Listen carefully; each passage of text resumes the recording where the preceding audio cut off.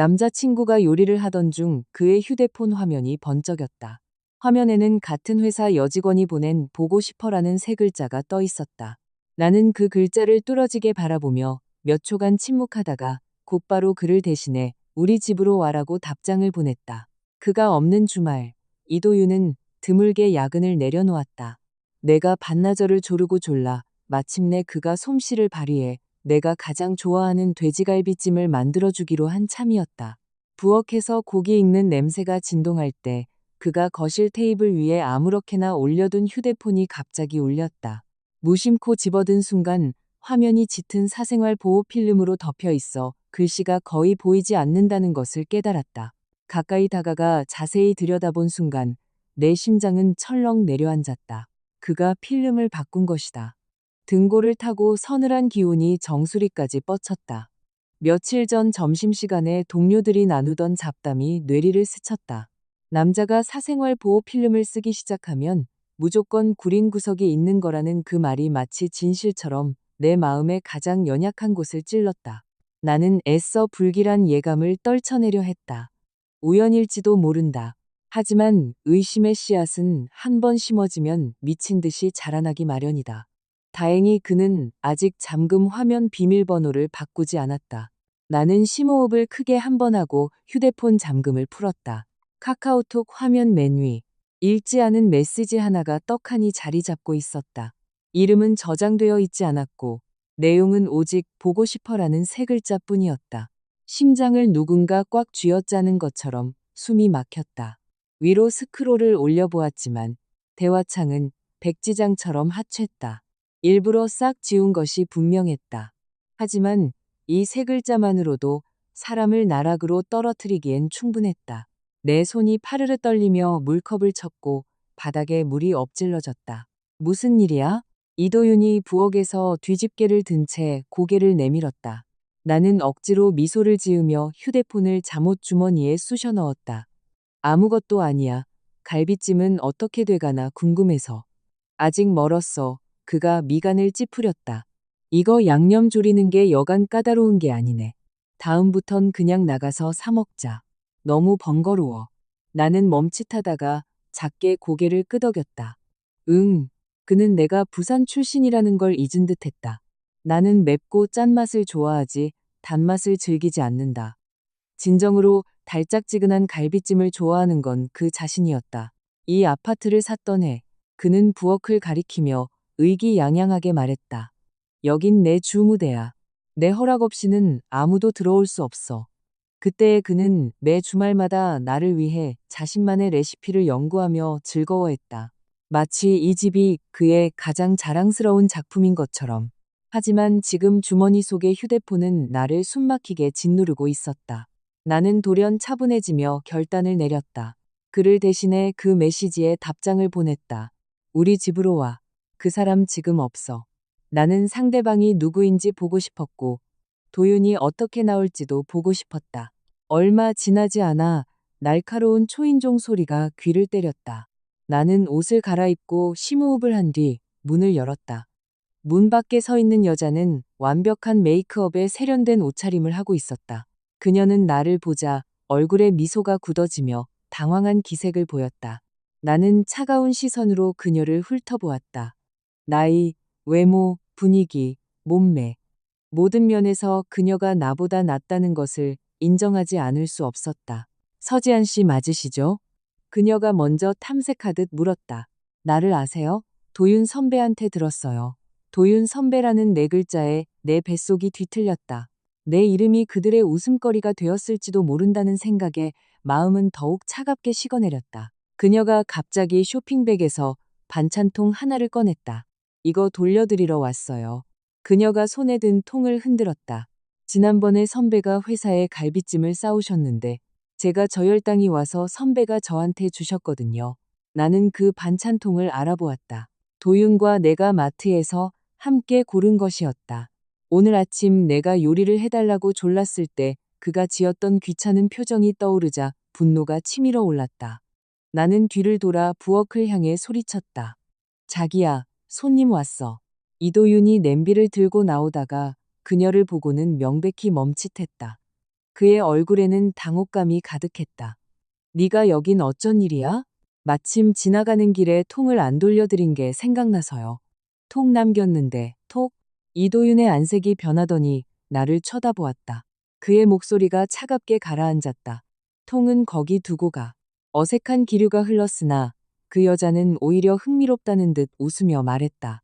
지한 씨, 저 들어가서 차라도 한 잔 마시고 가면 안 될까요?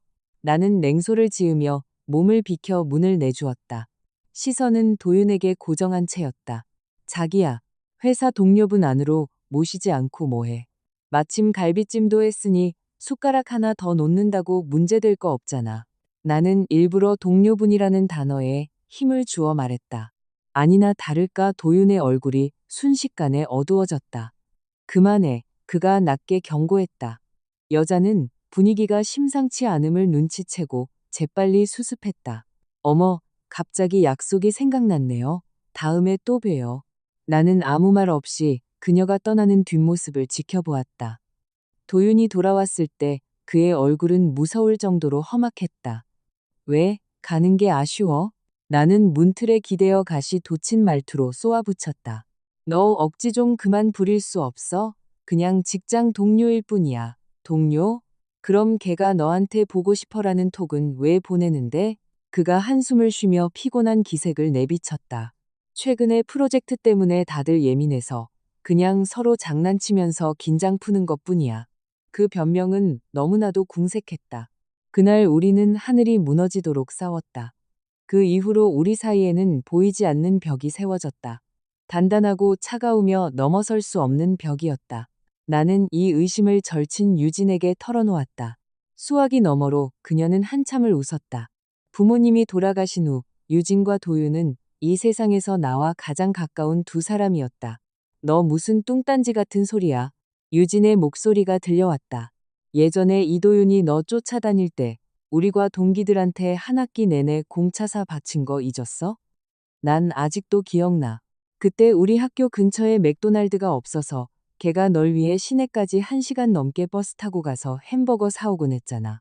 정작 자기는 감자튀김 한 가닥도 아까워서 못 먹고 네가 다 먹는 걸 빤히 쳐다보기만 했으면서 나는 어이없다는 듯 웃었다. 그랬나? 너무 오래돼서 기억도 안 나네. 유진은 여전히 신이 나서 대학 시절에 달콤했던 옛 이야기들을 회상했다. 나는 그 이야기를 들으며 그 장면들이 마치 지난 세기의 영화처럼 아득하게 느껴졌다. 그래, 벌써 10년 꽉 채웠지. 2달 뒤면 나도 28살이 된다. 전화를 끊기 전 유진은 진심 어린 목소리로 타일렀다. 지안아, 기회 봐서 도윤이랑 진지하게 얘기해봐. 두 사람 시간 끌지 말고 빨리 결혼 날짜 잡아.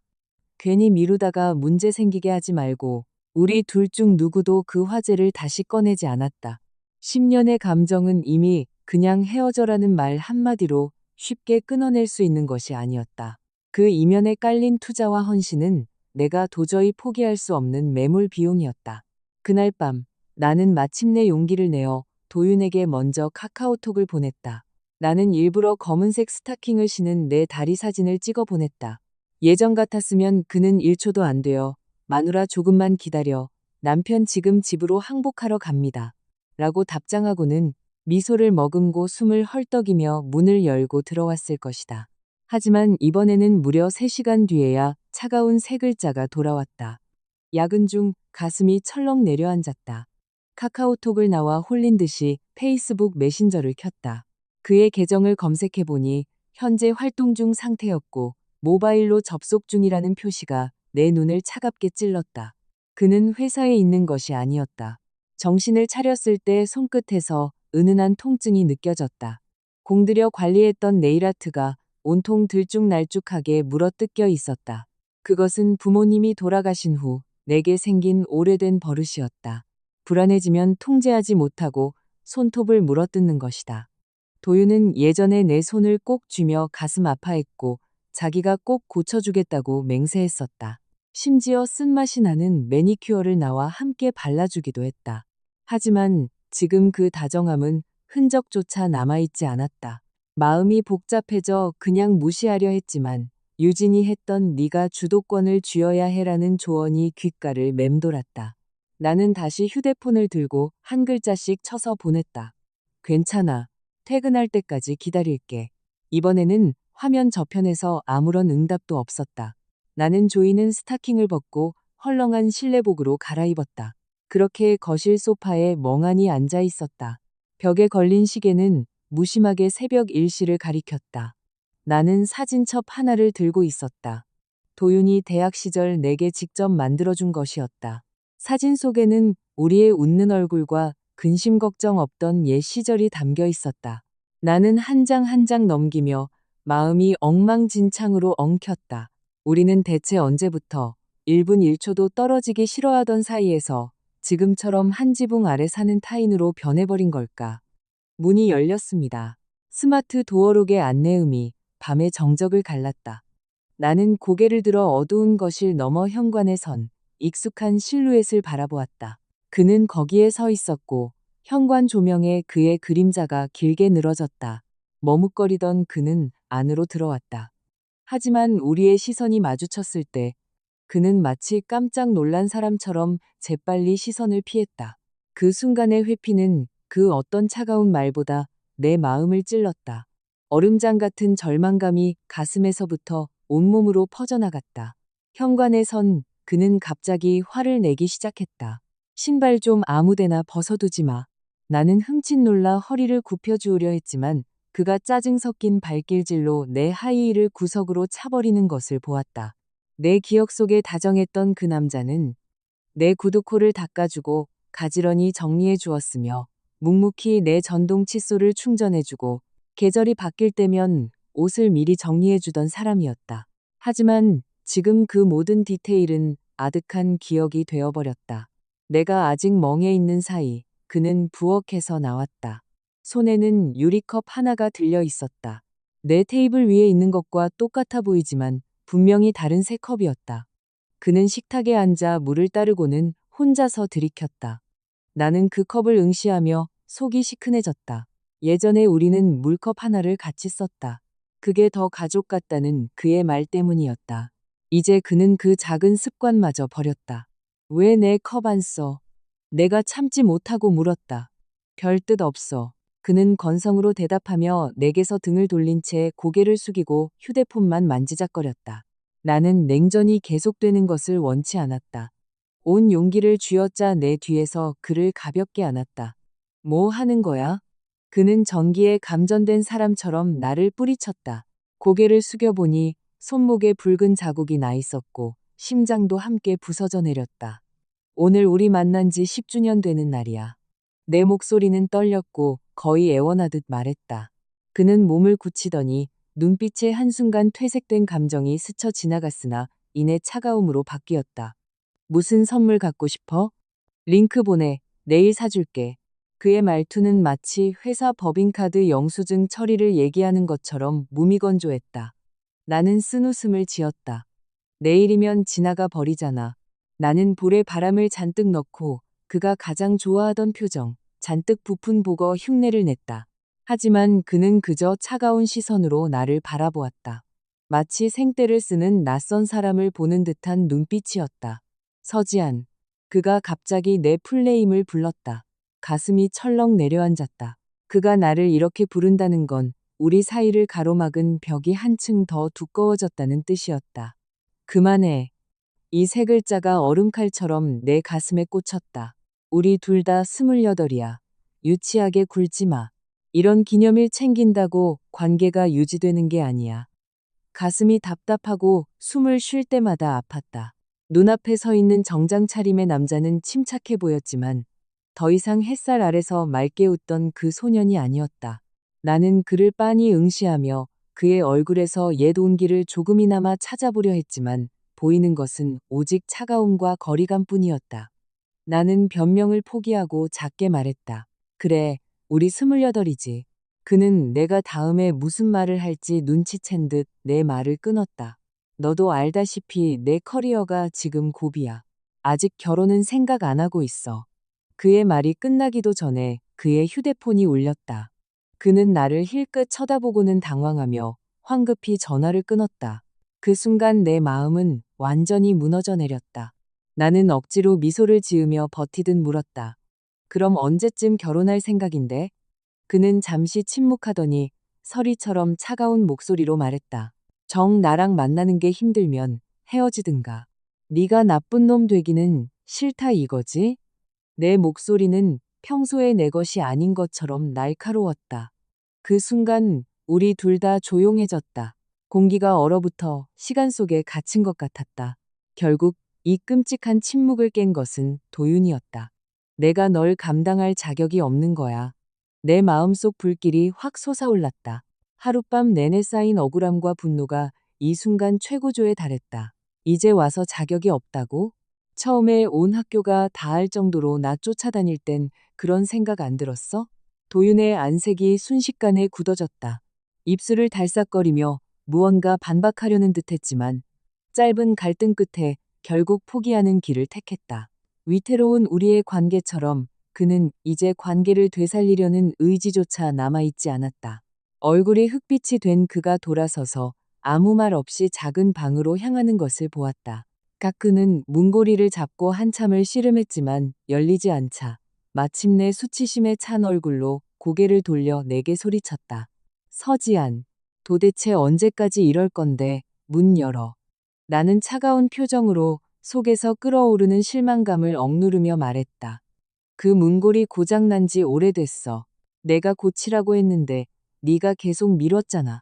오늘 베란다 창문 안 닫아놔서 바람이 세게 불어 문이 닫혀버린 거야. 나도 못 열어. 그는 무의식적으로 베란다 쪽을 쳐다보았다. 내 말이 진짜인지 확인하려는 듯했다. 공기가 굳어버린 듯 숨막히게 답답했다.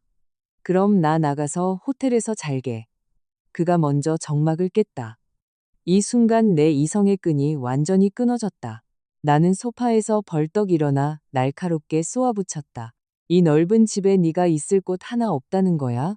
아니면 이제 연기하는 것조차 귀찮다는 거야? 도윤의 안색이 극도로 흉악해졌다. 눈가에 한 번도 본 적 없는 경악이 스쳤다. 그는 아마 내가 이렇게 히스테릭하게 구는 모습을 한 번도 본 적이 없었을 것이다.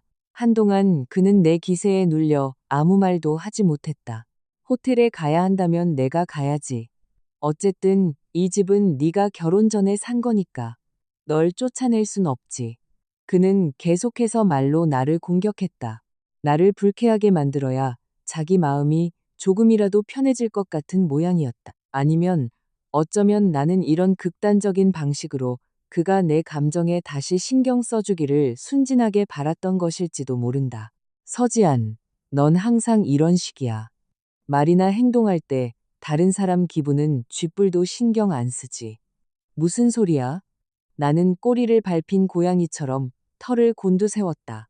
무슨 소리냐고? 지난주에 너 일부러 내 직장 동료 집으로 불러서 내 앞에서 모욕 줬잖아. 앞으로 내가 회사에서 어떻게 얼굴을 들고 다니라는 건지 생각해 본 적 있어? 얼굴? 걔가 너한테 그런 불순한 문자를 보냈는데 내가 한마디도 못해. 더 이상 너한테 변명하기도 싫다. 마음대로 생각해. 그는 완전히 표정을 굳히며 나의 분노와 절망을 철저히 무시한 채 현관을 향해 뒤도 돌아보지 않고 걸어갔다. 문 앞에 이르렀을 때 그는 갑자기 걸음을 멈췄지만 고개를 돌리지는 않았다. 서지안, 정 못 견디겠으면 그냥 끝내자. 나는 고집스럽게 고개를 빳빳이 들고 대답하지 않았다. 마음속 억울함이 당장이라도 나를 터뜨려버릴 것만 같았다.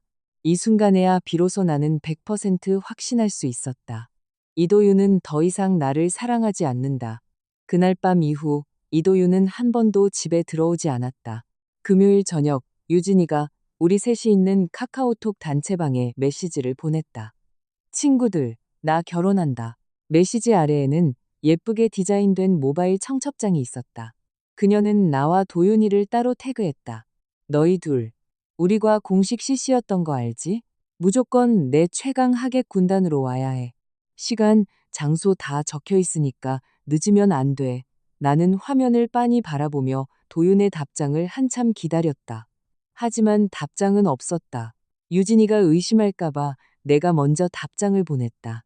걱정 마. 제 시간에 꼭 갈게.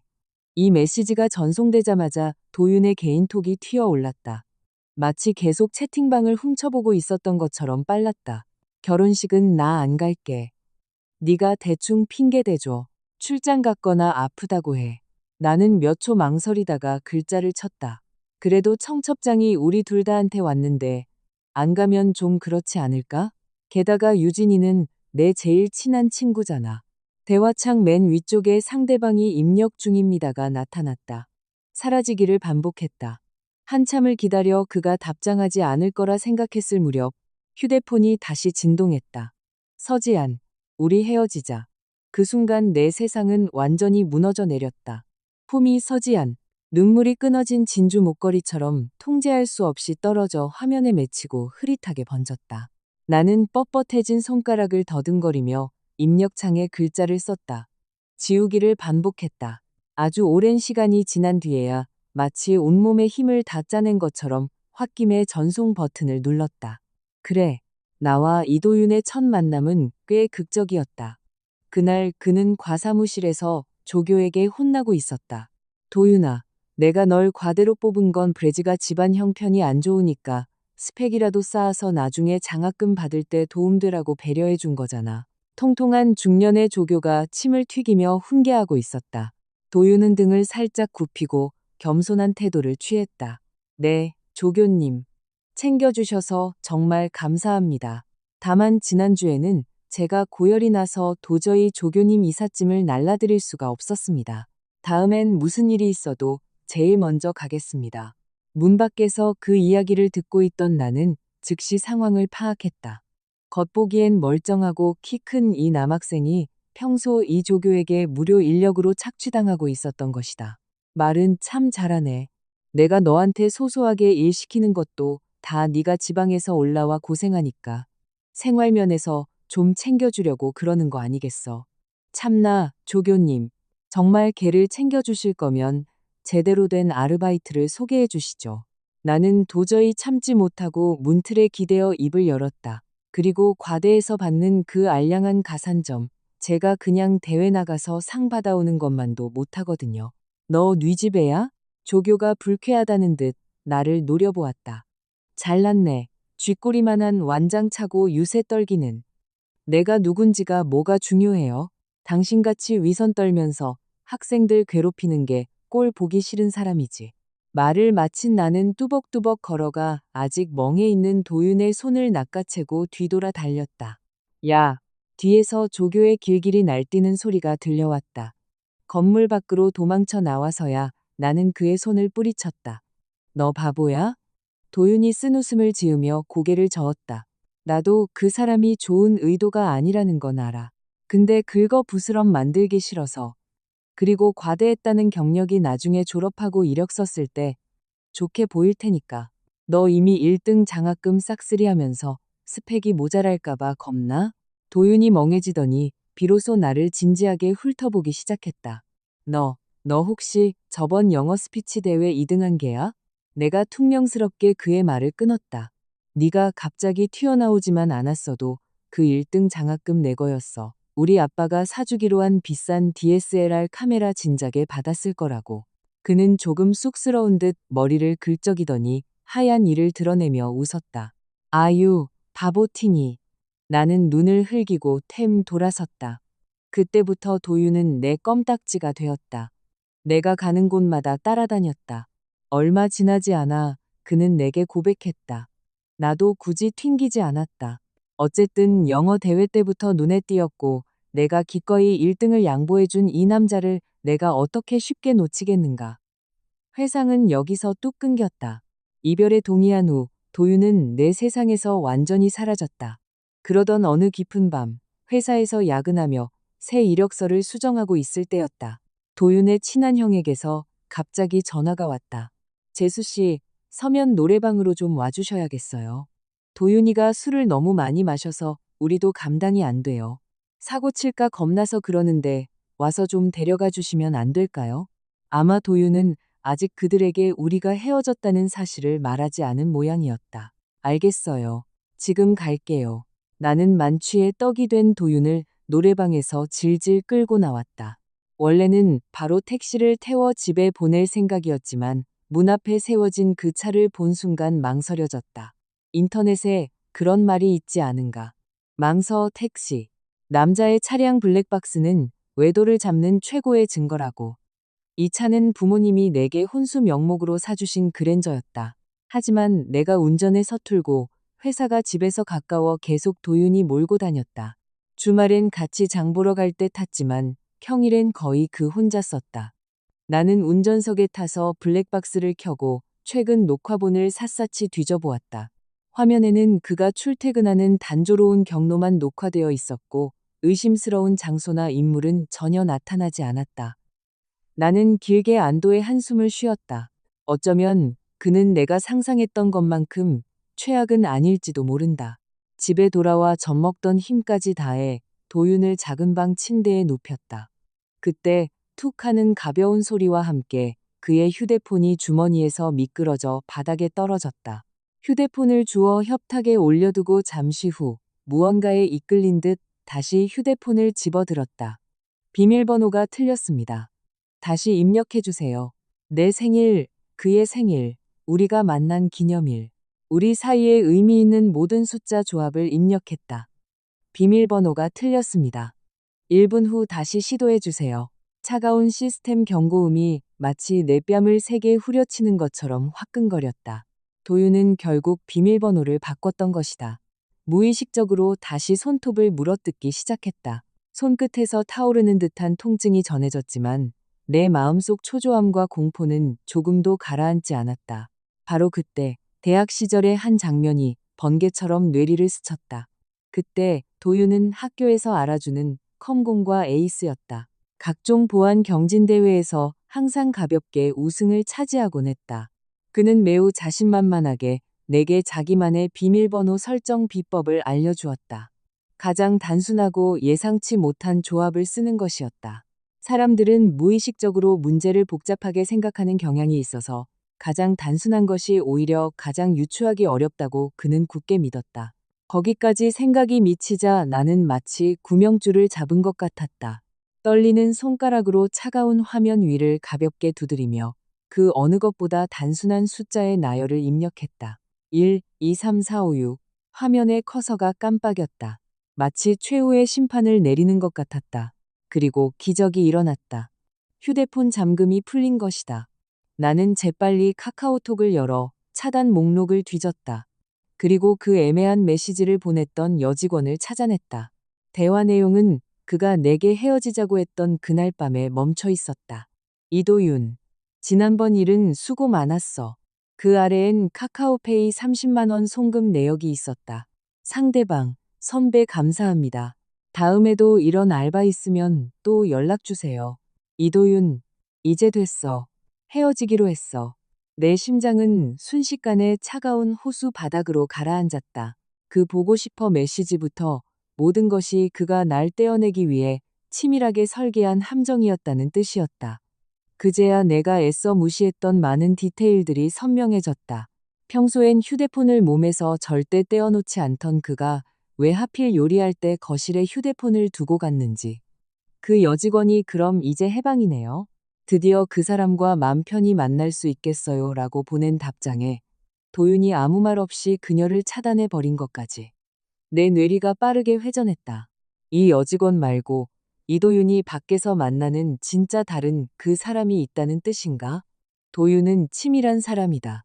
카카오톡 대화가 내게 보여주기 위한 연기였다면 그와 진짜 바람 피우는 상대는 카카오톡처럼 흔적이 남기 쉬운 앱을 쓰지 않았을 것이다. 나는 침착하게 그의 휴대폰에 있는 SNS 앱들을 하나씩 뒤지기 시작했다. 그리고 마침내 인스타그램을 켰다.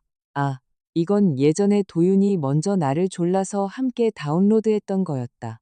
자기는 투박한 공대생이라 여기서 여자친구 사진 예쁘게 찍어주는 법, 선물 고르는 법, 로맨틱한 이벤트 하는 법을 배워야 한다고 했었다. 최근 다이렉트 메시지 DM는 죄다 광고 푸시 알림뿐이었다. 나는 인내심을 갖고 하나씩 스크롤을 내렸다. 가치 있는 정보는 보이지 않았다. 그러다 인턴이라고 저장된 귀여운 토끼 프로필 사진이 내 눈길을 끌었다. 손이 덜덜 떨리는 것을 느끼며 대화창을 열었다. 처음부터 스크롤을 올려 그들의 대화 내용을 읽어 내려갔다. 내가 전혀 알지 못했던 일상의 흔적들, 애정과 달콤함이 넘치는 대화들이 소리 없는 영화처럼 내 눈앞에 펼쳐졌다. 그리고 어느 한 대화 내용이 내 마지막 심리적 방어선을 완전히 무너뜨렸다. 그가 그녀에게 택배를 보냈다. 내용물은 콘서트 티켓이었다. 나는 무언가 생각난 듯 미친 사람처럼 내 휴대폰을 집어들고 인터파크 앱을 켰다. 잠시 후 나는 온몸에 힘이 빠져 차가운 바닥에 주저앉고 말았다. 그 두 장의 티켓은 내가 하늘의 별 따기보다 힘들게 안표상에게 비싼 돈을 주고 구한 것 콘서트 티켓이었다. 나와 도윤은 대학 시절부터 가대 골수 팬이었다. 졸업 직후 우리는 땡전 한 푼 없이 좁은 자취방에 옹기종기 모여 불법 다운로드한 음악을 수백 번씩 돌려들었다. 나중에 우리 둘 다 연봉이 오르고 살림살이가 나아졌지만 예전처럼 온전한 시간을 내서 우리만의 콘서트를 보러 갈 여유가 없었다. 올해는 갓 데뷔 25주년이고 마침 우리가 사귄 지 10년째 되는 해였다. 나는 이것이 엄청난 의미가 있다고 생각해.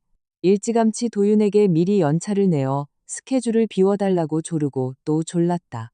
하지만 결국 그는 약속을 어겼다. 프로젝트가 가장 중요한 시기에 접어들어 도저히 자리를 비울 수 없다는 이유였다. 나는 많이 실망했지만 더는 조르지 않았다. 그가 그렇게 열심히 일하는 것도 우리가 더 나은 미래를 맞이하기 위해서라고 생각했으니까. 얼마 후 도윤이 내게 자기 직장 동료가 너무 가고 싶어 한다며 원가에 양도해 줄 수 없냐고 물었다. 나는 별로 내키지 않았다. 그렇게 힘들게 구한 표인데 차라리 유진이랑 같이 가면 될 일이었다. 하지만 도윤이 하도 조르고 졸라서 내년엔 자기가 꼭 더 좋은 콘서트에 데려가겠다고 맹세하기에 넘어갔다. 내가 보물처럼 아끼던 티켓이 그렇게 쉽게 다른 여자의 손에 들어갔을 줄이야 상상도 못했다. 게다가 이도윤이 아주 주도적으로 심지어 안달이 나서 갖다 바친 꼴이었다. 여기까지 생각하자 온몸이 분노로 떨렸다. 당장이라도 방으로 쳐들어가 그를 침대에서 끌어내려 갈기갈기 찢어버리고 싶었다. 가슴이 얼음물에 담긴 것처럼 오랫동안 진정되지 않았다. 그전까지만 해도 나는 우리 10년의 감정이 팍팍한 일상 속에서 차츰 무뎌져 결국 끝을 맞이했다고 스스로를 다독일 수 있었다. 그가 이별을 원한다면 깔끔하게 놓아주고 그의 새 출발을 빌어줄 수 있었다. 하지만 그 속에 철저한 계산과 무정한 기만이 가득했다는 사실은 도저히 받아들일 수 없었다. 심호흡을 했다. 깊게 들이쉬며 감정을 가라앉히기 위해 애썼다. 눈을 감자 도윤과 처음 알게 된 순간부터 사랑에 빠졌던 순간들의 소소한 일상들이 걷잡을 수 없이 떠올랐다. 그토록 소중했던 아름다운 기억들이 이제는 날카로운 유리 조각으로 변해 있었다.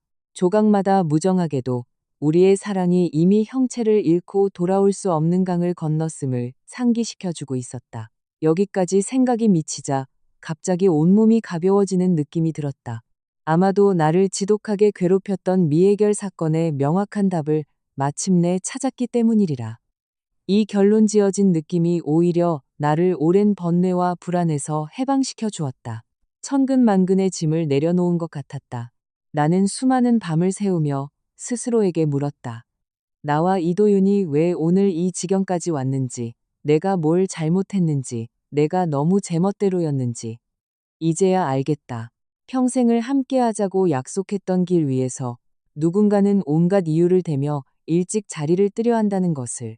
잘못한 건 내가 아니라 우리를 그토록 쉽게 포기해버린 바로 그 사람이다. 그날 밤 나는 몇 달 만에 가장 푹 자고 일어났다. 평범하기 그지없는 아침. 나는 한때 내게 무척이나 중요했던 사람을 포기하기로 결심했다.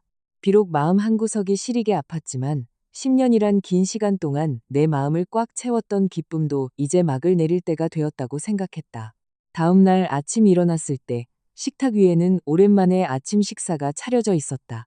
한순간 전생처럼 느껴졌다. 바쁘지 않으면 얘기 좀 해. 도윤이 따뜻한 우유 한 잔을 먼저 건넸다. 나는 손을 저어 거절했다. 이 날이 올 줄 알고 있었다. 나는 차분히 의자를 빼고 그의 맞은편에 앉았다. 해봐. 그녀 이름은 한나야. 우리 부서에 새로 들어온 인턴인데 처음 왔을 때 덜렁대다 데이터를 자꾸 틀려서 우리 프로젝트 팀 전체가 같이 야근하게 만들었어. 그가 그 여자의 얘기를 할 때 그의 눈에는 오랫동안 보지 못했던 어이없음과 애정이 뒤섞인 따스함이 서려 있었다. 나는 무표정하게 그를 바라보았다. 무슨 반응을 보여야 할지 몰랐다. 이대로는 안 되겠다 싶어서 내가 매번 같이 복귀해주면서 실수하는 원인을 분석해주고 어떻게 하면 피할 수 있는지 가르쳐주기 시작했어. 거기까지 듣자 참지 못하고 비웃음이 터져 나왔다. 도윤은 영문을 모르겠다는 듯 나를 보았다. 10년이 지나도록 네가 여자 꼬시는 수법은 조금도 발전한 게 없구나. 나는 가차없이 비꼬았다. 옛날에도 그는 나한테 대회 실수 복귀해주겠다며 접근해 왔었다. 정작 내가 일부러 져줬다는 사실은 꿈에도 모른 채 사실 영어 스피치 대회 전에도 나는 그를 본 적이 있었다. 식당에 학생증 충전하러 갔다가 과조교들이 잡담하는 걸 우연히 들었다. 학교에서 학생증 빅데이터를 분석해 한 달에 식당에서 60번 이상 밥을 먹으면서도 하루 평균 식비가 3,000원도 안 되는 빈곤 학생을 찾아내 비밀리에 지원할 거라고 했다. 도윤이 그중 하나였다. 그는 하루 세끼 꼬박꼬박 식당 카드를 긁었지만 한 달 소비액은 10만 원을 넘긴 적이 없었다. 나중에 영어 대회장에서 그를 단번에 알아봤다. 마지막 핵심 번역 문제에서 나는 일부러 답을 쓰지 않고 포기했다. 늘 2등에 머물던 그가 그 두둑한 1등 장학금을 탈 수 있게 만들어주기 위해서였다. 서지안, 모든 사람이 너 같은 줄 알아? 그가 미간을 찌푸리며 나를 쳐다보았다.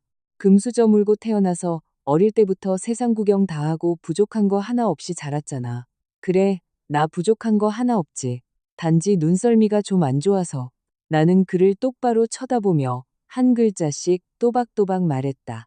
쓰레기를 보물로 착각해서 널 골랐던 거 빼고는. 바람 피운 사실을 확인하고 나니 오히려 완전히 마음이 놓였고 말투도 매몰차게 변했다. 응, 내가 나빠. 내가 네 정성에 보답할 자격이 없는 거 알아. 그가 고개를 숙이고 깊은 한숨을 내쉬었다. 마치 자기가 버림받은 피해자인 양 굴었다. 나는 차가운 눈으로 그를 바라보았다. 혐오감이 파도처럼 밀려왔다. 그 얄팍한 자기 비하로 내 배신을 포장하려 들지 마. 그렇게 하면 내가 불쌍하게 여길 줄 알았어? 아니면 내 그 더러운 외도를 그럴싸하게 포장할 변명거리나 찾는 거야? 그의 얼굴이 굳어졌다. 내가 이렇게까지 직설적이고 자비 없이 쏘아붙일 줄은 몰랐던 모양이다. 나는 정말 내가 네가 원하는 미래를 줄 수 없다고 생각해. 더 이상 널 쪼아매고 싶지 않아. 넌 더 좋은 사람 만날 자격 있어. 나는 코웃음을 쳤다. 이도윤, 내 연기 진짜 우스울 정도로 형편없어.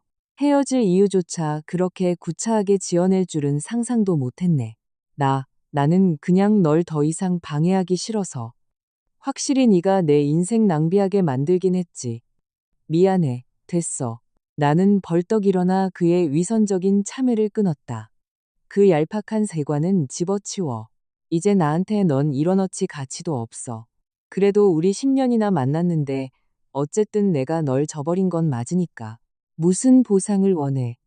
네가 말만 하면 내가 할 수 있는 선에서 다 들어줄게. 좋아. 그럼 이 아파트 명예 나한테 넘기고 가. 도윤은 순식간에 굳어버렸다. 눈빛에 알아채기 힘든 당혹감이 스쳤지만 곧바로 그것을 숨겼다. 집, 보증금은 우리 엄마가 내주신 건데. 농담이야, 겁먹긴. 나는 싸늘하게 그를 응시했다. 마음속 깊은 곳에서 거대한 서글픔이 밀려왔다. 예전엔 왜 몰랐을까? 이 인간이 이렇게까지 밑바닥으로 위선적일 수 있다는 것을. 오늘 내일 중으로 내 짐 다 싸서 나갈 테니까 이틀만 네가 나가서 호텔에서 자. 아, 차 키도 두고 가고. 이 말을 끝으로 나는 일말의 미련도 없이 휴대폰을 꺼냈다. 전화, 카카오톡 등 그와 연결된 모든 연락처를 단숨에 차단하고 삭제했다. 오늘부터 이도윤이라는 이름은 내 인생에서 완벽한 과거형이 될 것이다. 그리고 나 서지아는 내 모든 자부심과 자존심을 안고 새로운 삶을 시작할 것이다. 1시간 후, 나는 산뜻한 단발머리를 하고 전 직장의 숨막히는 문을 들어섰다. 10년 동안 기른 머리를 잘라내니 마치 천근만근의 짐을 내려놓은 것 같았다. 몸과 마음에 오랜만에 여유가 찾아왔다. 책상 위에 개인 물품을 뚝딱 상자에 쓸어 담았다. 진작에 써둔 사직서는 내 가방 안에 고이 모셔져 있었다. 나는 박 본부장의 사무실 문을 두드렸다. 오, 머리 자른 것 꼴이 영 아니네.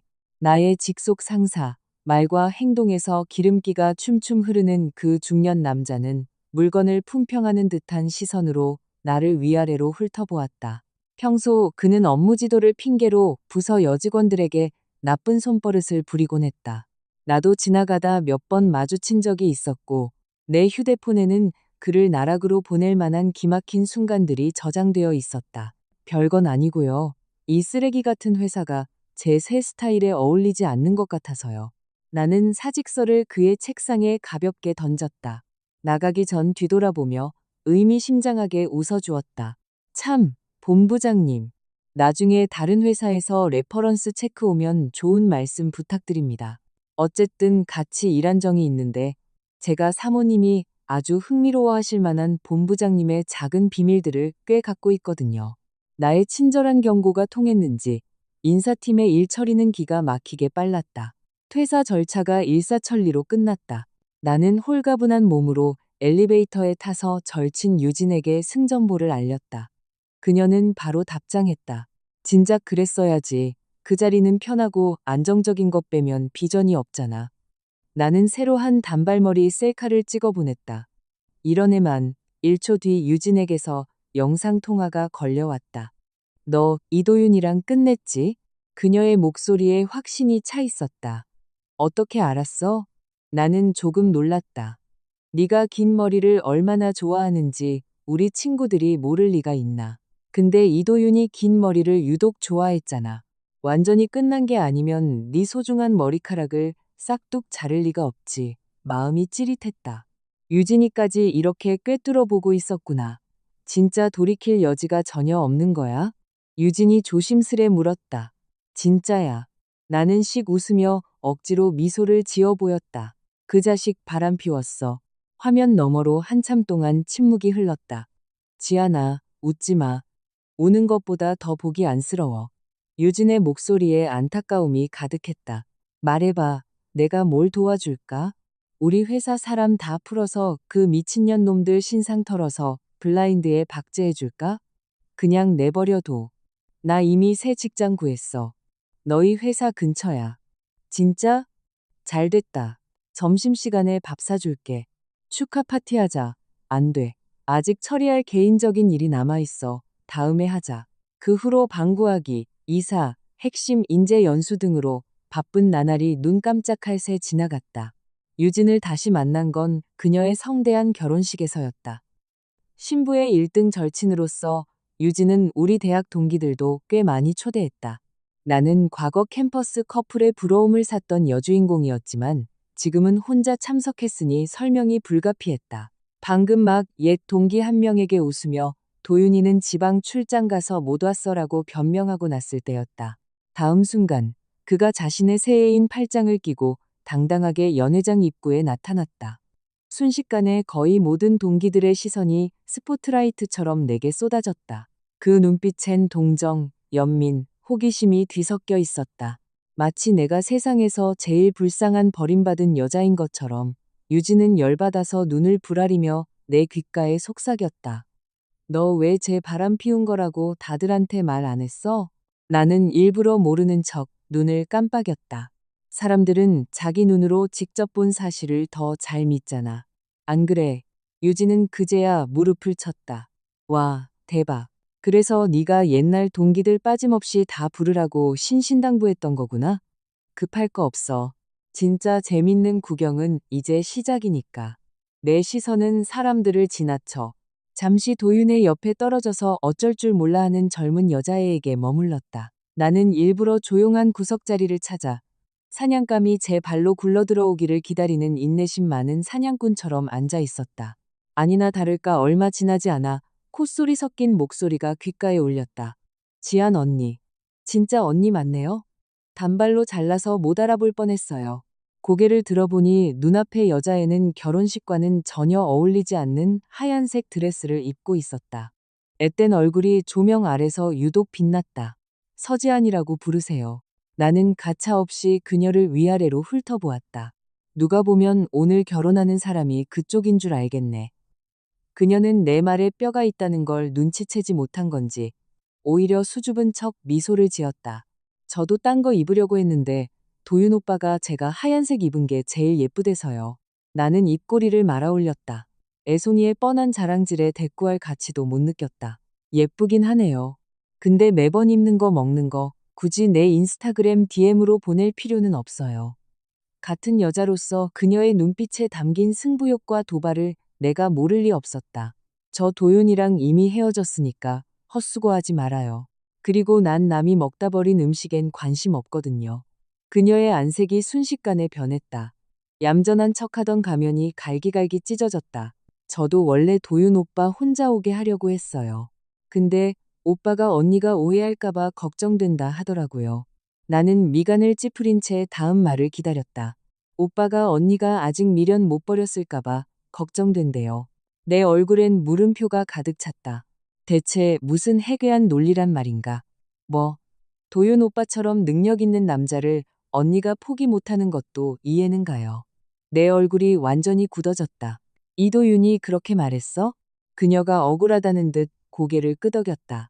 그럼 걔 뇌가 어떻게 된 게 틀림없네. 오빠한테 어떻게 그런 식으로 말해요? 그녀가 발끈하며 화를 냈다. 걱정 마. 시궁창에 썩어 문드러진 배추 쪼가리엔 요만큼도 관심 없으니까. 그녀는 악에 받쳐 나를 노려보더니 터트릴 기세였다. 그런데 갑자기 안면 몰수라도 하듯 눈을 내리깔고는 울먹이는 목소리로 말했다. 죄송해요. 지안 언니. 다 제 잘못이에요. 오빠 차에서 청첩장 보고 제가 같이 놀러 가자고 조른 거였어요. 그녀의 갑작스러운 태도 변화에 나는 어리둥절했다. 서지안. 뒤에서 분노에 찬 목소리가 들려왔다. 돌아보니 이도윤이 험악한 얼굴로 우리 쪽을 향해 성큼성큼 걸어오고 있었다. 그리고 방금 전까지 고개 숙여 사과하던 흰 꽃 같은 그녀의 입가엔 알아채기 힘든 비웃음이 스쳐갔다. 도윤은 빠른 걸음으로 다가와 그의 어린 여자친구를 자기 뒤로 감쌌다. 그 모습이 마치 새끼를 보호하는 어미닭 같았다. 그 비유가 떠올라 나는 그만 웃음을 터뜨리고 말았다. 하지만 그 웃음소리는 도윤에게 도발과 조롱으로 들린 모양이었다. 그가 얼굴을 굳혔다. 서지안, 우리 헤어졌잖아. 그래서 뭐? 나는 영문을 모르겠다는 듯 물었다. 그러니까 제발 나 좀 그만 쫓아다녀. 나는 어이가 없어서 말이 안 나왔다. 그리고 불만 있으면 나한테 해. 한나 괴롭히지 마. 얜 아무것도 몰라. 내가 입을 떼기도 전에 그의 뒤에 있던 어린 여자친구가 황급히 고개를 내밀며 나를 대신해 변명했다. 도윤 오빠, 오해야. 지안 언니가 나한테 뭐라 한 거 없어. 언니 좋은 사람이야. 이 조악한 연기를 보고 있자니 암에 걸릴 것 같았다. 더 이상 참기 싫었다. 그런데 내가 입을 열기도 전 군중 속에서 위엄있고 나이 지긋한 목소리가 울려 퍼졌다. 이도윤. 도윤이 화들짝 놀라 뒤를 돌아보았다. 우리 대학 시절 지도교수였던 최 교수님이 엄격한 얼굴로 서 계셨다. 교수님. 여기 어쩐 일이십니까? 도윤의 얼굴에 당황한 기색이 역력했다. 나는 고개를 숙였지만 입꼬리가 절로 올라갔다. 최 교수님의 등장은 그야말로 천군만만이었다. 교수님이 내 곁으로 천천히 걸어와 도윤을 향해 매섭게 호통을 치셨다. 자네와 서지안 학생의 인연이 닿았다 할지라도 이렇게 급하게 새 애인을 데려와 동기들 결혼식에서 보란듯이 뻐길 필요가 있나? 여긴 축하하는 자리지 자네 전리품 자랑하는 패션쇼가 아니야. 자네 염치라는 게 있나? 도윤의 얼굴은 순식간에 흑빛으로 변했고 그 자리에 얼어붙었다. 평소 온화하시던 은사님이 이렇게 체면을 구기며 공개적으로 망신을 줄 거라고는 상상도 못했을 것이다. 교수님, 오빠를 오해하신 거예요. 한나가 나서서 해명하려 했지만 도윤이 확 잡아당겼다. 그가 나를 매섭게 노려보았고 나는 당당하게 마주보았다. 주변 사람들의 시선이 우리 세 사람을 오가는 것을 내버려 두었다. 이도윤은 내 제자야. 내가 내 제자 혼내는 건 당연한 일인데 네가 낄 자리가 아니야. 내가 낄 자리가 아니야. 아니하고 최 교수님이 가차없이 쏘아붙였다.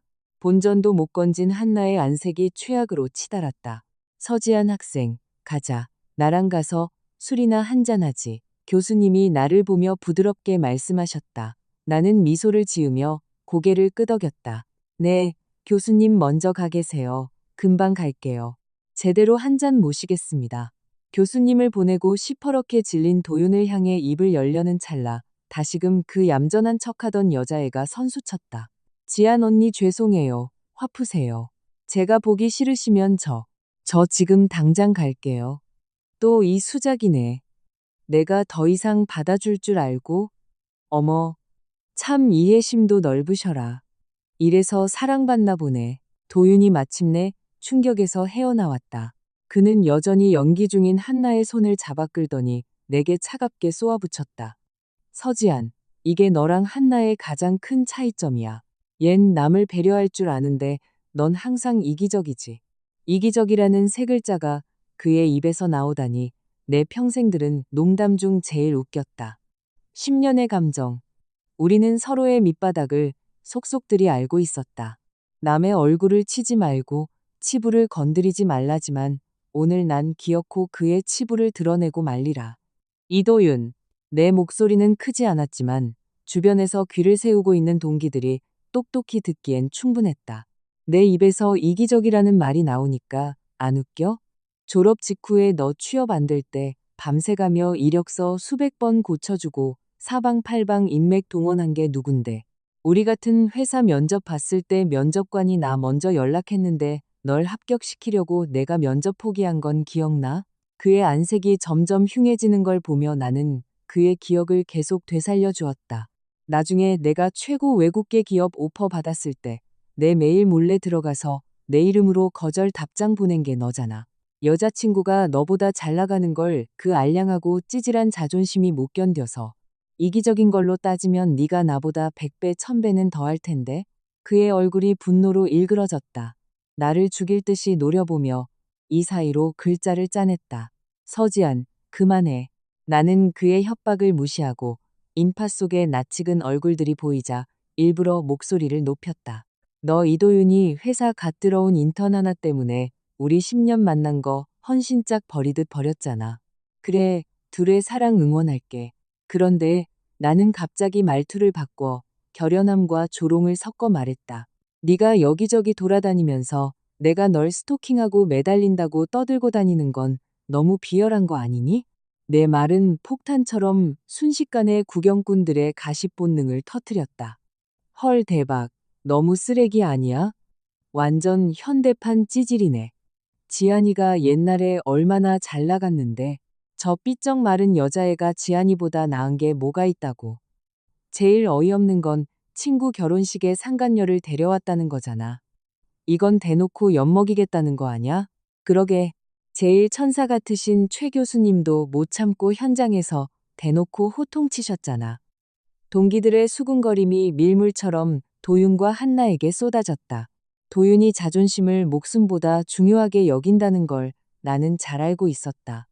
입꼬리를 만족스럽게 올리며 몸을 돌려 유유히 자리를 떴다. 사람들의 손가락질 속에서 스스로 빚어낸 쓴맛을 맛보게 내버려 둔 채. 푸하하하. 지아나 넌 진짜 복수의 화신이야. 아, 안 돼. 더 웃으면 신부 화장 지워져. 유진의 신부 대기실 소파에 기대어 앉아 여유롭게 폰을 보며 그녀가 밖의 상황을 중계하는 걸 듣고 있었다. 평소 조용하던 동문 단톡방이 지금 아주 난리가 났다.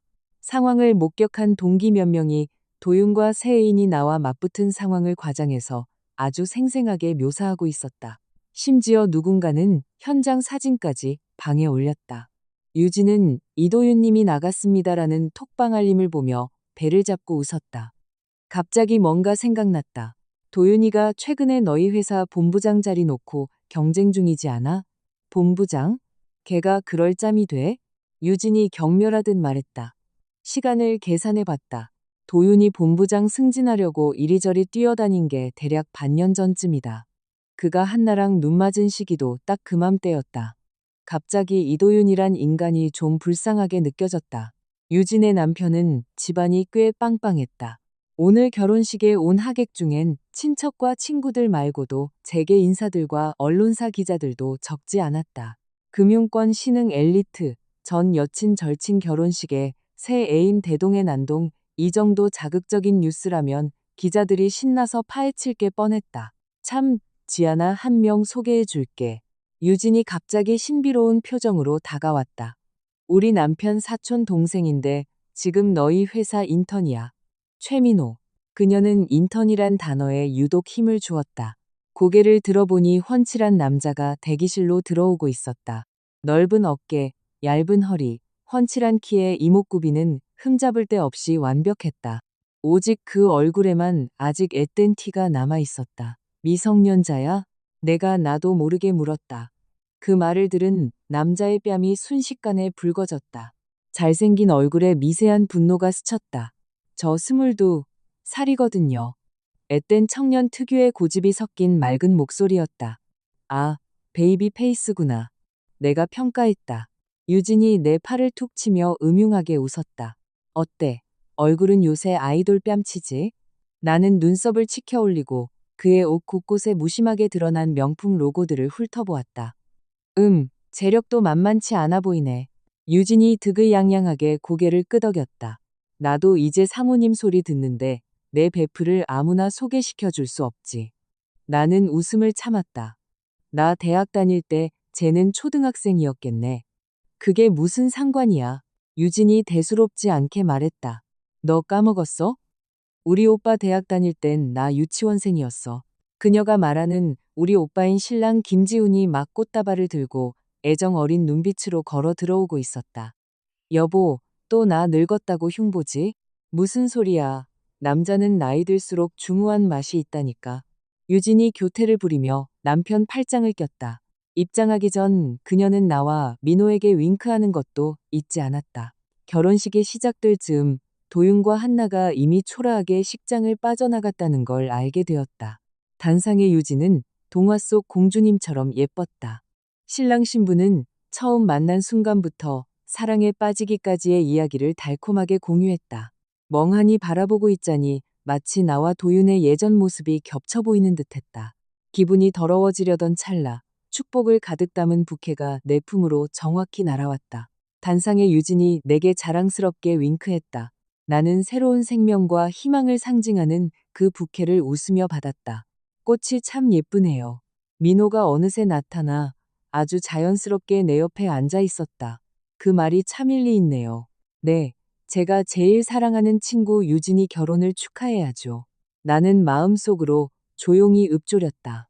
며칠 뒤 오만방자한 금융권 찌질이남 상간녀 데리고 전 여친 절친 결혼식 난입 그 저희는 이라는 제목의 기사가 인터넷에 급속도로 퍼졌다. 기사는 사진과 함께 결혼식 당일의 소동을 상세히 묘사했을 뿐 아니라 도윤과 상간녀의 친밀한 행적까지 파헤치며 몰래 찍힌 사진 여러 장을 증거로 덧붙였다. 순식간에 여론이 들끓었고 도윤 회사 블라인드 게시판도 난리가 났다. 나는 뉴스링크를 유진에게 보냈다. 그녀는 1초 만에 답장했다. 나도 뭐 딱히 한 건 없어. 그냥 기자들이 이것저것 물어보길래 양념 좀 친 것뿐이야. 나는 빵 터졌다. 이게 양념 좀 친 수준이라고?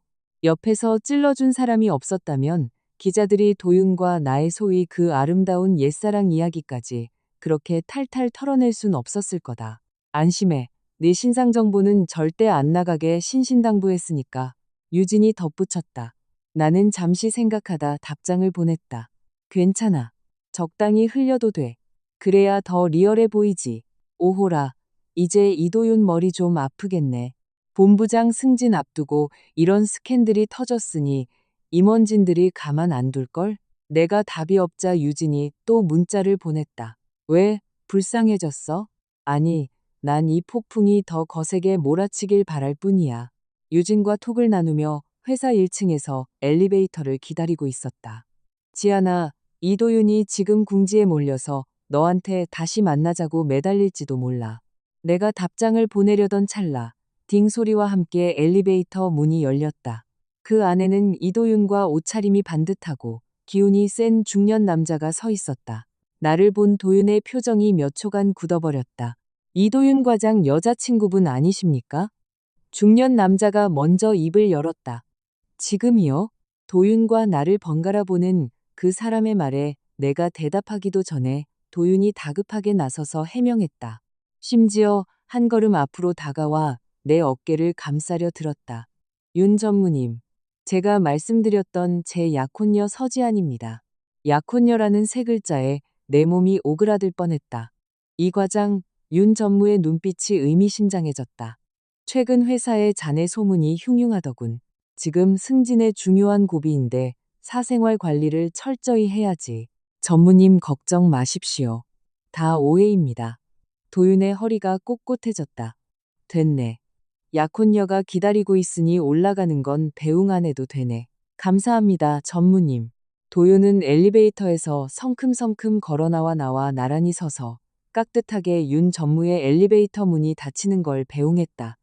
아까 그 헛소리는 뭐야? 나는 차가운 눈으로 해명을 요구했다. 서지한, 너 아직 나 사랑하잖아. 맞지? 그는 입꼬리를 올리며 모든 걸 꿰뚫어 본다는 듯 자신만만한 표정을 지었다. 결혼식 날 일어난 일, 인터넷에 뜬 뉴스 다 네가 꾸민 짓인 거 알아. 걱정 마. 화 안 나. 네가 날 너무 사랑해서 나 다시 뺏어오려고 이런 거란 거 다 아니까. 이 인간 얼굴 두꺼운 건 알았지만 이 정도로 심각한 과대망상증 환자일 줄은 예전엔 미처 몰랐다. 안심해. 네가 날 도와서 이번 위기만 넘기게 해주고 무사히 본부장 자리 달게 해주면 네가 원하는 조건 뭐든 다 들어줄게. 나는 결국 참지 못하고 풋하고 헛웃음을 터뜨렸다. 그의 순진함과 과거 내 순진함에 대한 비웃음이었다. 미안, 도저히 못 참겠네. 그의 얼굴색이 변했지만 곧바로 그 위선적인 미소로 돌아갔다. 괜찮아. 나한테 화나 있는 거 알아. 너 원망 안 해. 아니, 난 지금 네가 너무 역겨워서 위액이 올라올 것 같아. 토하고 싶다고. 도윤의 얼굴이 순식간에 시커멓게 죽더니 눈 밑에 분노가 스쳤다. 서지한, 억지 그만 부려. 너 나랑 다시 잘해보고 싶은 거 알아. 지금 기회 주는 거야. 내 속마음은 이랬다. 형씨, 진짜 당신 철판 깐 건 만리장성도 울고 가겠네. 하지만 나는 한마디도 더 하지 않고 그에게 손만 드니지 저었다. 다른 엘리베이터가 도착하자 뒤도 돌아보지 않고 탔다. 이런 인간이랑 1초라도 엮이면 구린내만 옮을 뿐이다. 엘리베이터 문이 닫히기도 전에 유진의 영상통화가 걸려왔다. 귀신이라도 본 표정이었다. 너 이도윤이랑 다시 만나? 미쳤어? 유진은 대답도 듣기 전에 자기네 회사 블라인드 화면 캡처를 던졌다. 놀랍게도 이도윤이 회사 게시판에 이번 주 수요일 회사 연말 파티에 가족 동반으로 서지안과 함께 참석하겠다고 공식 발표한 것이었다. 더 기가 막힌 건 아까 그 윤 전무가 밑에 이 과장 약혼녀 아까 배웠는데 선남선녀가 따로 없더군. 잘 어울려라고 댓글까지 단 것이었다. 나뿐만 아니라 게시판을 본 모든 사람이 멘붕에 빠졌을 거다. 유진이 음성 메시지를 보냈다. 저번 뉴스가 타격이 컸나 봐. 임원진들이 걔 도덕성 때문에 회사 이미지 망친다고 신뢰도가 바닥을 쳤대. 그래서 널 끌어들여 개과천선한 돌아온 탕자 연기를 하려는 거야. 맞아. 게다가 본부장 경쟁자도 이 기회를 놓치지 않고 물고 늘어져서 걔 리더십이랑 직업의식 까내리고 원래 걔 지지하던 사람들까지 자기 쪽으로 다 끌어들였겠지. 위기관리 3단계. 공개 사과, 사실 해명, 가정 회복. 그거 하겠다는 거지. 너 진짜 갈 거 아니지? 나는 폰 화면을 보며 활짝 웃었다. 저쪽에서 저렇게 극진히 모시는데 안 가는 것도 정 없잖아? 이 파티, 난 무조건 가. 유진이 그쪽에서 숨을 들이켜는 소리가 들렸다. 지안아, 너 그렇게 웃으니까 좀 무섭다. 뭐가 무서워? 팝콘이나 튀기고 기다려. 나는 유진에게 무슨 속셈인지 말하지 않고 파티날 제일 앞자리 명당을 차지하라고만 일러두었다. 집에 돌아오니 카카오톡 친구 신청 목록에 한 명이 추가되어 있었다.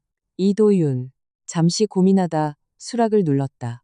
그는 곧바로 쇼핑몰 링크 하나를 보냈다. 들어가 보니 꽤 비싼 명품 브랜드 의류였다. 그런제 반닥 같다.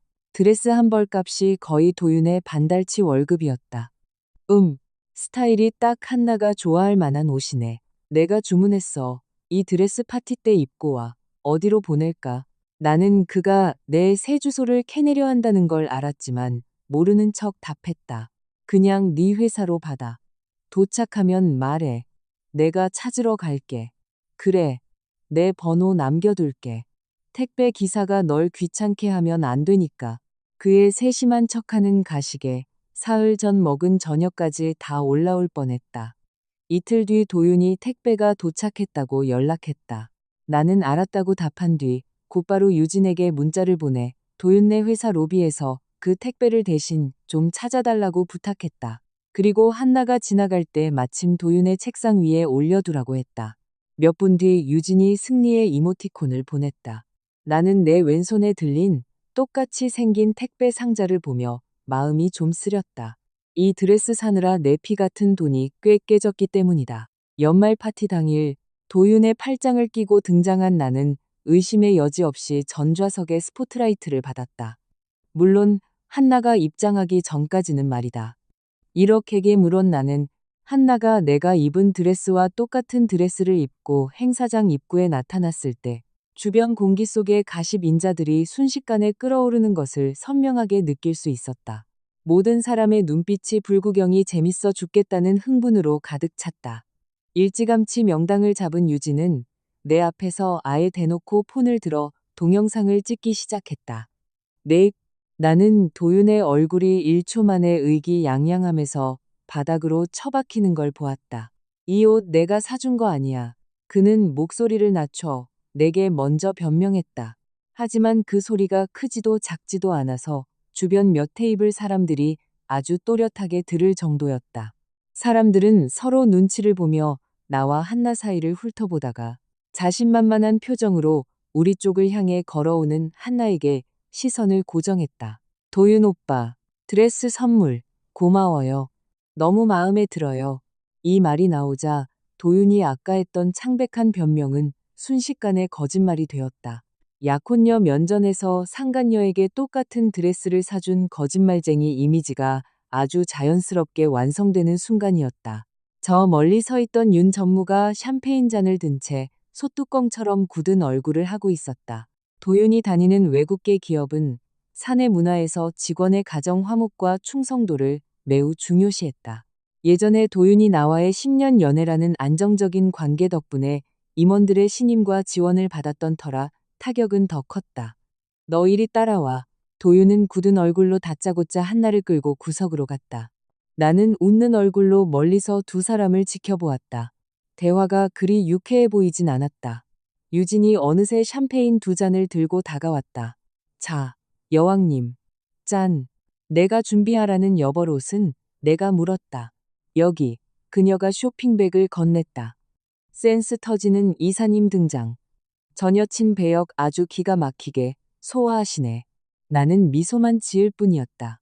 도윤이 돌아오기 전 재빨리 다른 옷으로 갈아입었다.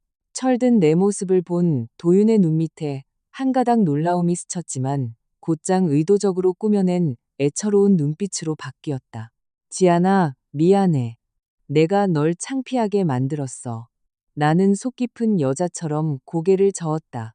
도윤의 눈빛에 미안함이 조금 더 짙어졌다. 이때다 싶어 나는 결정타를 날렸다. 알잖아. 나 원래 이런 거창한 옷 입는 거 별로 안 좋아하는 거. 그냥 갖다 환불해. 비쌀 텐데 돈 아깝게. 도윤이 뭐라 하려던 찰나 한나가 성난 황소처럼 미친 듯이 우리 쪽으로 돌진해왔다. 그녀는 도윤이 내 어깨에 올린 손을 확 쳐냈다. 도윤, 오빠 몸에 손대지 마.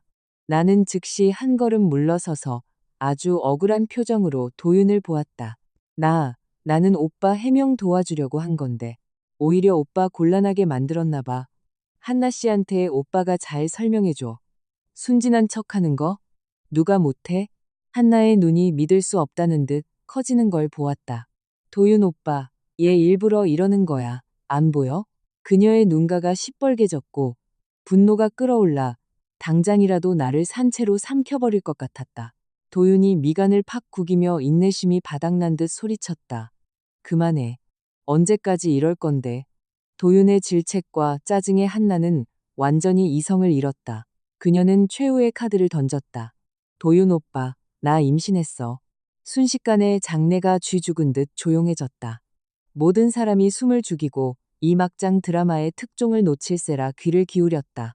한참 뒤에야 정신을 차린 도윤의 얼굴이 새파랗게 질리며 세 글자를 내뱉었다. 말도 안 돼. 어머, 단물 다 빨아먹고 발빼나려나 봐. 누군가 작게 수군거렸다. 나는 말없이 웃고만 있었다. 도윤이 왜 저런 반응을 보이는지 누구보다 잘 알고 있었다. 도윤 오빠, 오빠가 서지아는 애 못 갖는다고 했잖아. 난 오빠 애 낳아줄 수 있는데 안 기뻐? 한나가 울먹이며 소리쳤다. 아, 그래서 애 못 낳는다고 버린 거구나. 인파 속에서 또 수군거리는 소리가 났다. 도윤이 즉각 나를 쳐다보았다. 그의 눈빛엔 당황과 애원이 가득했다. 나는 여전히 웃는 낯으로 그를 바라보았다. 화도 내지 않고 다음 순간 사람들 사이에서 비명소리가 터졌고 의자가 넘어지는 요란한 소리가 났다. 빨리 119 불러. 사람 쓰러졌어. 나는 조용히 뒤로 몇 걸음 물러났다. 넘어지는 척 연기하는 한나에게 도윤이 단단히 발목 잡혀 오도 가도 못하는 꼴을 두 눈으로 똑똑히 지켜보았다. 금융권 엘리트, 인턴 임신시키고 책임 회피 논란, 연말 파티에서 막장극 연출. 이 몇 개의 키워드는 그날 밤 당장 포털 사이트 지역 실검 1위를 찍었다. 그 뒷일은 유진이 전해준 것이다. 내가 치밀하게 계획한 여론의 폭풍 속에서 도윤은 간신히 본부장 후보 자격은 유지했지만 결국 최종 투표에서 처참하게 깨지며 승진과 영영 멀어졌다. 이 사건은 그의 커리어에 치명타를 입혔다. 하지만 나는 이것만으론 턱없이 부족하다는 걸 알았다. 한나가 입원한 병실 번호를 알아낸 나는 과일 바구니 하나를 들고 유유히 병실 문 앞에 나타났다. 나 당장 돈 필요해. 돈 안 주면 나 절대 퇴원 안 할 거니까 알아서 해. 나는 문 밖에 서서 그녀가 전화를 끊을 때까지 기다렸다가 노크하고 들어갔다. 네가 여긴 어쩐 일이야? 환자복을 입고 있으면서도 풀메이크업을 한 한나가 경계 어린 눈빛으로 나를 쏘아보았다. 그냥 병문안 왔어요. 과일 바구니를 내려놓자 뒤에서 익숙한 목소리가 들렸다. 지안아, 진짜 너 맞니? 돌아보니 수수한 옷차림의 중년 여성이 세숫대야를 들고 문 앞에 서 있었다. 도윤의 어머니였다. 그녀는 반갑게 다가와 내 손을 덥석 잡았다. 눈빛엔 오랜만에 재회한 반가움과 자애로움이 가득했다. 아줌마는 우리 지안이 영영 못 보는 줄 알았지. 나는 그녀를 보고 병상에 누워 날 잡아먹을 듯 노려보는 한나를 번갈아 본 뒤 조용히 손을 뺐다. 아줌마, 오랜만이에요. 내가 거리감을 두자 도윤의 어머니도 더 이상 말을 잇지 못했다. 그녀가 대야를 내려놓자마자 한나가 상전처럼 명령했다. 빨리 사과 깎아와요.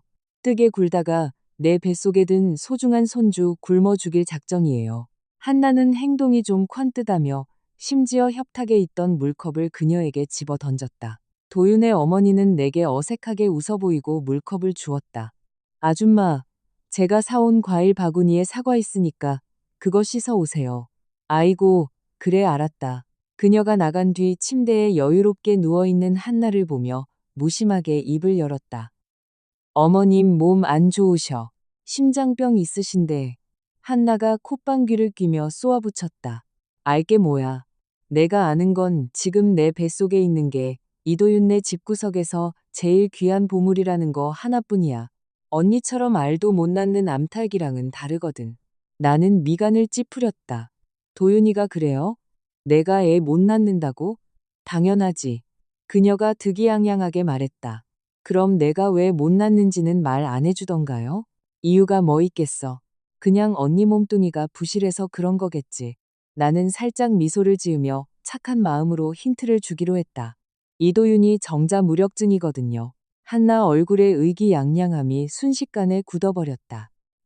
무슨 소리야? 말 그대로예요. 나는 한 글자씩 또박또박 분명하게 말했다.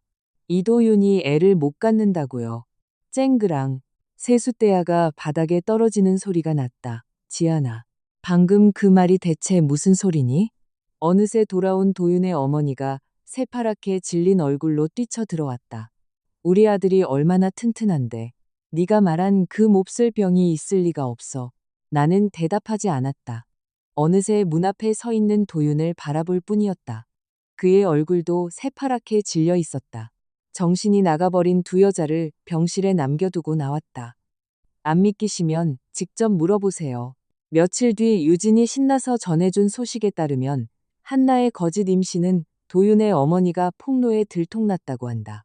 막 나가는 김에 한나는 생리혈이 묻은 생리대를 도윤의 회사 책상으로 택배로 보냈단다. 도윤이 부서 사람들 다 보는 앞에서 상자를 뜯었을 때의 그 장면은 아주 기가 막혔다고 한다. 요즘 어린애들 독한 건 알아줘야 해. 유진이 혀를 내둘렀다. 나는 웃으며 대답했다. 지 무덤 지가 판 거지. 유진이 마침내 참지 못하고 물었다. 너 진작에 계정자 무력증인 거 알았다면서 왜 10년이나 만났어? 나는 쓴웃음을 지으며 털어놓았다. 그때 눈에 콩깍지가 씌어서 진짜 평생을 함께할 찐사랑이라고 생각했거든. 애가 있든 없든 상관없었어. 비록 내가 어릴 때부터 아기를 엄청 좋아했고 소꿉장난할 때도 늘 엄마 역할을 도맡아 했지만 말이야. 부모님이 사고로 돌아가신 후엔 내 따뜻한 가정을 꾸리고 싶은 마음이 더 컸고, 그렇다 해도 도윤이를 떠날 생각은 한 번도 안 해봤어. 내 말을 들은 유진은 더 열받아 했다. 그 쓰레기 자식. 지가 못 낳는 거면서 밖에다가는 네가 못 낳는다고 소문내고 다녔어? 사실 나는 잠시 멈칫하다 작게 말했다. 나도 진짜로 못 낳는 건 맞아. 유진이 멍해졌다가 농담하는 줄 알고 웃으며 때렸다. 내가 전혀 장난치는 기색이 아니자 그녀가 당황했다. 어떻게 된 거야? 그때 그 교통사고 때 부모님이 날 살리려고 껴안아서 난 살았지만 그 대가로 평생 엄마가 될 자격을 잃었어. 유진이 생각에 잠겼다. 혹시 이도윤 걔도 그 사실을 알고 있어서 그래서. 그녀는 조심스레 내 눈치를 살폈지만 나는 의외로 덤덤했다. 맞아, 걔도 알고 있었어. 그래서 반년 전 본부장 승진 중요한 시기에 걔가 그렇게 급하게 바람 피우고 날 떼어내려 한 거야. 자기 역시 애를 못 가지면서도 걔한텐 합당한 핑계가 필요했어. 자기 눈에 이젠 쓸모도 없는 짐덩어리가 된 날 떼어낼 명분 말이야. 나는 이도윤에게 마지막 큰 선물을 보내기로 했다. 최민호의 인스타그램 DM을 켰다. 어디야? 내가 화가 났을 때쯤 그가 답장했다. 서로 차단할까요? 용량 차지하는데 이 메시지를 보내자마자 최민호의 영상통화가 툭 튀어나왔다. 사장님, 무슨 지시입니까? 그가 실실 웃으며 물었다. 부탁 하나만 하자. 나는 민호에게 한나의 인스타그램을 팔로우하라고 시켰다. 이따금씩 자기 집안이 돈 많은 재벌 2세라는 걸 은근슬쩍 티내면서 따뜻하게 챙겨주며 소소한 선물도 보내보라고 했다. 내 계획을 듣고 난 민호의 입꼬리가 실룩였다. 누님, 저보고 지금 상간남 역할 하라는 겁니까? 어감이 좀 그렇네. 미남계 쓰라는 거지. 민호는 조용해졌다. 나는 그가 하기 싫은 줄 알았다. 됐어. 나도 억지로 시키는 건 좀 그렇다 생각했어. 누나가 그놈들을 그렇게 미워할 줄 몰랐네. 그가 뜬금없이 말을 끊었다. 나는 망설임 없이 대답했다. 응, 완전. 좋아요. 이 부탁 들어줄게요. 시간이 촉박해 왜 그가 갑자기 마음을 바꿨는지 물어볼 새도 없었다. 얼마 지나지 않아 민호 쪽에서 소식이 들려왔다. 한나가 인스타그램 스토리에 은근슬쩍 럽스타그램을 올리기 시작한 것이다. 사진 구석엔 민호의 한정판 시계가 떡하니 찍혀 있었다. 이 일 너무 쉬운데요? 인스타그램으로 그가 웃으며 메시지를 보냈다. 이 여자 이렇게 꼬시기 쉬운 줄 알았으면 아무나 돈 줘서 알바 쓸걸. 굳이 이 몸이 직접 행차할 필요도 없었는데. 며칠 뒤 그는 한나와 처음 오프라인으로 만났을 때 그녀가 펑펑 울며 하소연했다고 전했다. 눈물을 닦으며 자기는 불륜녀가 아니라 이도윤에게 감정을 속았을 뿐이며 도윤이 난처해질까봐 입 다물고 있었다고 했다는 것이다. 듣고 나서 빵 터졌다. 녹음은 했고 미리 다 준비해뒀죠. 민호가 즉각 녹음 파일을 보내왔다. 매형일 처리하는 건 걱정 마십시오. 나는 그 증거들을 조용히 저장하고 적당한 때를 골라 도윤과 마지막으로 만났다. 여전히 우리가 자주 가던 그 카페였다. 그가 문을 열고 들어왔을 때 한때 내 가슴을 뛰게 했던 얼굴엔 피로가 가득했다. 따뜻한 우유로 주세요. 위가 안 좋아서. 그는 자리에 앉자마자 익숙하게 점원을 부르며 옛 연인의 다정함을 흉내냈다. 그러곤 내 앞에 아메리카노를 들어 가볍게 한 모금 마셨다. 우리 사이에 배신 같은 건 없었던 것처럼 아주 자연스러웠다. 지아나, 나 진짜 잘못했어. 그가 낮고 쉰 목소리로 말했다. 나는 담담한 미소를 유지하며 그의 자기 변명을 지켜보았다. 그의 말에 따르면 승진에 실패한 뒤 한나가 안면을 싹 바꿨단다. 처음엔 가짜 임신을 믿고 등등하게 자기와 어머니를 쥐고 흔들더니 거짓말이 들통나자 역으로 자기가 속았다며 엄청난 이별 위자료를 요구했다.